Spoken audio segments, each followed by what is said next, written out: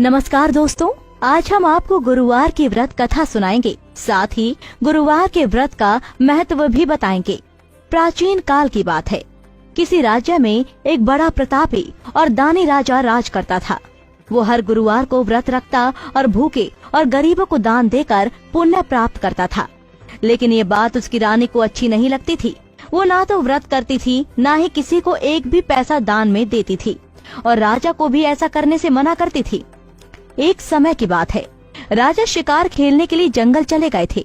घर पर रानी और दासी थी।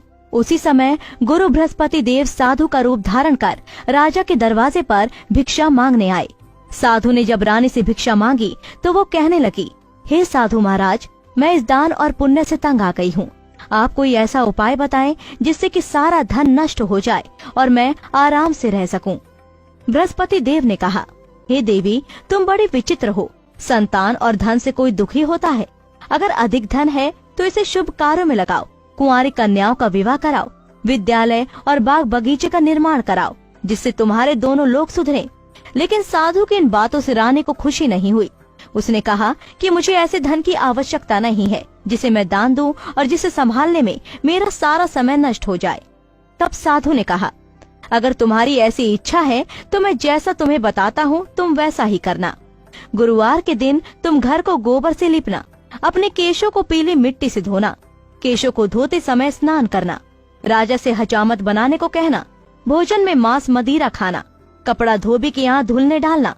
इस प्रकार 7 बृहस्पतिवार करने से तुम्हारा समस्त धन नष्ट हो जाएगा।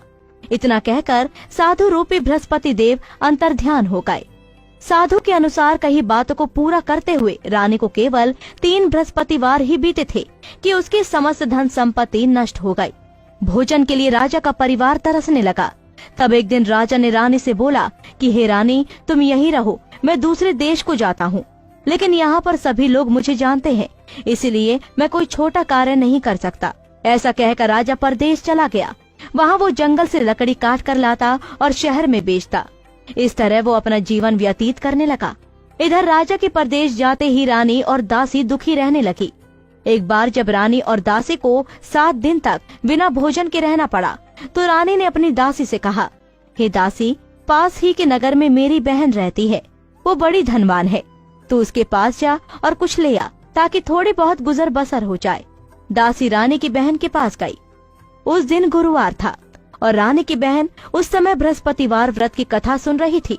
दासी ने रानी की बहन को अपनी रानी का संदेश दिया, लेकिन रानी की बड़ी बहन ने कोई उत्तर नहीं दिया। जब दासी को रानी की बहन से कोई उत्तर नहीं मिला तो वो बहुत दुखी हुई और उसे क्रोध भी आया। दासी ने वापस आकर रानी को सारी बात बता दी। सुनकर रानी ने अपने भाग्य को कोसा। उधर रानी की बहन ने सोचा कि मेरी बहन की दासी आई थी, लेकिन मैं उससे नहीं बोली, इससे वो बहुत दुखी हुई होगी। कथा सुनकर और पूजन समाप्त करके वो अपनी बहन के घर आई और कहने लगी, हे बहन, मैं बृहस्पतिवार की कथा सुन रही थी जब तुम्हारी दासी आई थी। रानी बोली, बहन, तुमसे क्या छिपाऊं, हमारे घर में खाने तक को अनाज नहीं था। ऐसा कहते कहते रानी की आंखें भर आई और रोते रोते अपने भूखे रहने की बात बताई। रानी की बहन बोली, देखो बहन, भगवान बृहस्पति देव सबकी मनोकामना को पूर्ण करते हैं। देखो, शायद तुम्हारे घर में अनाज रखा हो। पहले तो रानी को विश्वास नहीं हुआ, पर बहन के आग्रह करने पर उसने अपनी दासी को अंदर भेजा तो उसे सचमुच अनाज से भरा एक घड़ा मिल गया। ये देखकर दासी को बड़ी हैरानी हुई। दासी रानी से कहने लगी, हे रानी, जब हमको भोजन नहीं मिलता तो हम व्रत ही तो करते हैं, इसलिए क्यों न इनसे व्रत और कथा की विधि पूछ ली जाए ताकि हम भी व्रत कर सकें। तब रानी ने अपनी बहन से बृहस्पतिवार व्रत के बारे में पूछा। उसकी बहन ने बताया, बृहस्पतिवार के व्रत में चने की दाल और मुनक्का से विष्णु भगवान का केले की जड़ में पूजन करें और दीपक जलाएं, व्रत कथा सुने और पीला भोजन ही करें। इससे बृहस्पति देव प्रसन्न होते हैं। व्रत और पूजन विधि बताकर रानी की बहन अपने घर को लौट गई। 7 दिन के बाद जब गुरुवार आया तो रानी और दासी ने व्रत रखा। गुड़साल में जाकर चना और गुड़ लेकर आई, फिर उससे केले की जड़ और विष्णु भगवान का पूजन किया। अब पीला भोजन कहाँ से आए, इस बात को लेकर दोनों बहुत दुखी थे।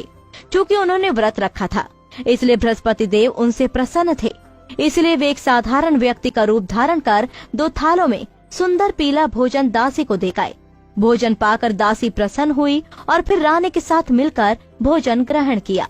उसके बाद वे सभी गुरुवार को व्रत और पूजन करने लगे। बृहस्पति भगवान की कृपा से उनके पास फिर से धन संपत्ति आ गई, परंतु रानी फिर से पहले की तरह आलस्य करने लगी।